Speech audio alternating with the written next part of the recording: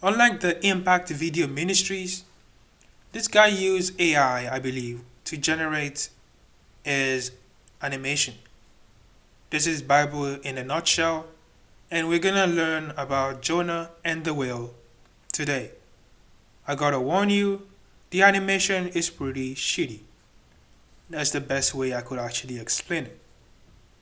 Let's get into it.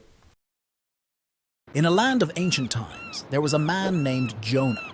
Known for his wisdom, but sometimes stubborn, he was about to face a great challenge. Jonah was very kind.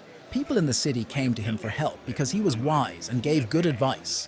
He loved talking to God and prayed a lot, showing he really cared about being good and kind. One sunny day, God spoke to Jonah. Jonah, you must go to Nineveh, a city lost in wickedness. They do not believe in me, and their evil ways have reached me. In 40 days I will destroy. How is he looking at the sun? How is he looking at the sun? And won't the hurt already like... Oh my god. Never mind, never mind. Destroy Nineveh unless you change them. But Jonah was afraid and didn't want to go. Instead of going to Nineveh, Jonah boarded a ship to Tarshish, hoping to escape his daunting task. Out at sea, Let me just point out that this guy just introduced Jonah as a kind person. So God is gonna destroy this entire place in 40 days. Because of course God is the all-loving, all-powerful, all-knowing, all-beloved, loving, good, caring, you name it, God. And he will just punish those people by just wiping them out of the planet. Just a great genocide, like a great genocide story. Anyways, and because Jonah is so loving too, these are the people God finds. He decided not to do anything about it and run away. That is very interesting. a fearsome storm erupted. The sailors, terrified, wondered who had brought this misfortune. Meanwhile, Jonah slept below deck, unaware of the danger. The sailors cast lots to find the cause of the storm, and the lot fell on Jonah. He confessed, "I am running from God's task. Throw me into the sea, and the storm will cease." Reluctantly, the sailors threw Jonah into the raging sea. Miraculously, Because that's how it works. The storm will just stop. Let's keep on moving on. the storm stopped. The sailors were awestruck and pledged to serve Jonah's God. In the deep, Jonah was swallowed by a giant whale. I don't think that's how the story went. I don't think they even talked about the ship, the people serving God. Okay, apparently they did start worshiping God. But let's read verse 13, 14, 15, and 16 to get an interesting context to this. Actually, let's start from 11. So the sea was getting rougher and rougher, and they asked him, "What should we do to you to make the sea calmer for us?" He said, "Pick me up and throw me into the sea." He replies, "It will become calmer." How does he know this? Of course, God told him. "I know that this is my fault, that this great storm has come upon you." 13. Instead, the men did their best. These people are probably decent people to row back to the land. He didn't explain that, by the way. They were reluctant to an extent that they were even trying to row back to the sea and not do something that's clearly insane. But they could not, for the sea grew even wider. Apparently, the sea can just grow wider randomly, and people on the land are not just dying. Or maybe they are. God doesn't care. Just to prove a point to one person, he would do anything. Then they cried out to the Lord, "Please, Lord, do not let us die for taking this man's life. Do not hold us accountable for killing an innocent man." Oh my God. "For you, Lord, have done as you please." Then they took Jonah and threw him off board, and the raging sea grew calmer. Literally a human sacrifice. But hey, he did not die, right? But they thought they were killing him. So basically a human sacrifice. At this, at this, the men greatly feared the Lord, as they have offered a sacrifice. Again, to my point, they thought this was a sacrifice to the Lord and made a vows to him. This is not some children's story. This is a very horror. You could make a horror movie out of this. Back to the video. Inside, it was dark and damp, a strange room. Jonah prayed earnestly, realizing he could not hide from his duty. He promised to fulfill God's command if he was saved. After 3 days, the whale spat Jonah out near Nineveh. Jonah was thankful and knew it was time to complete his mission. Jonah walked through Nineveh, a city of people. See what I mean by the weird animation? It keeps just changing the picture of Jonah, and it's just weird. Honestly, I'm grateful for Impact Video Ministries. Their animation is simple and nice. This is just very weird AI animation. I know it's gonna get better, but this is weird. People who were wicked and did not believe in God. He warned them, "In 40 days, Nineveh will be destroyed unless you change your ways." He told them all about the story of the ship and the whale. The people listened to Jonah and started to change, turning from their evil deeds. When 40 days had passed, Jonah camped out in the desert to see what would happen to the city.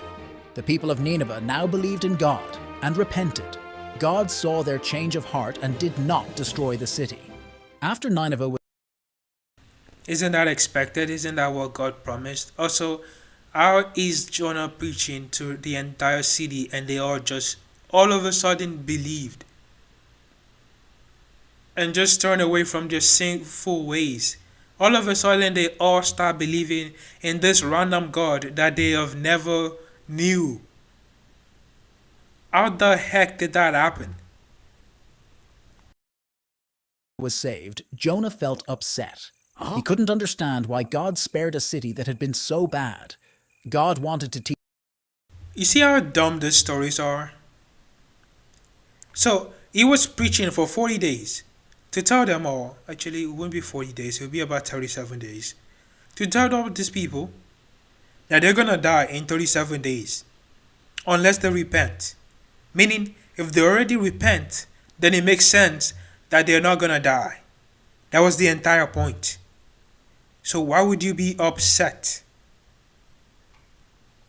Teach Jonah about caring. So God made a special plant grow to give Jonah shade from the hot sun. Jonah liked the plant a lot. But the next day, God let a worm eat the plant, and Jonah was very hot and unhappy.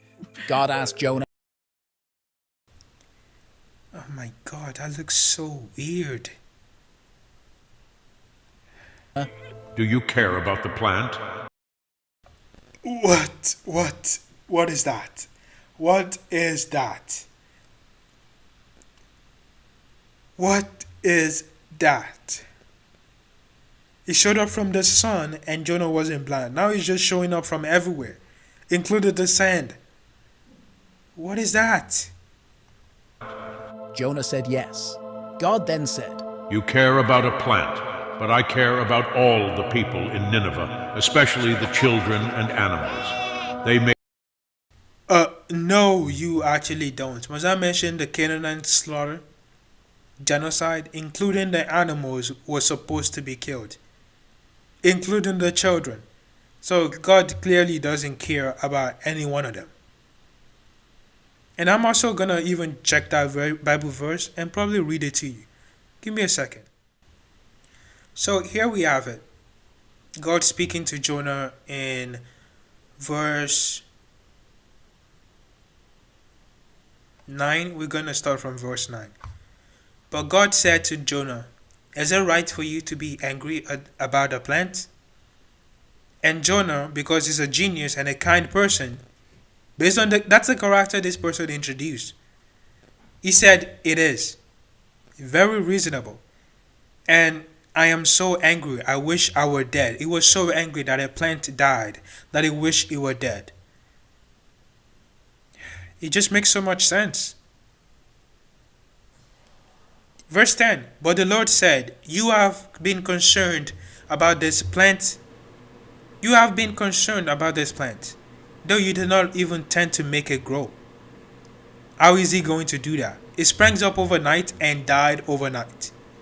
And should I not have concern for the great city of Nineveh, in which there were more than 120,000 people who can tell their right hand from their left, and also many animals. Yeah, God, you don't care about animals. You don't care about people. Also, shouldn't they already be able to know the left from the right because of the tree of good and knowledge and evil? These people make it seem like these towns are just like killing each other. But they wouldn't have survived to the story, or they wouldn't have been a great city if they weren't taking care of each other.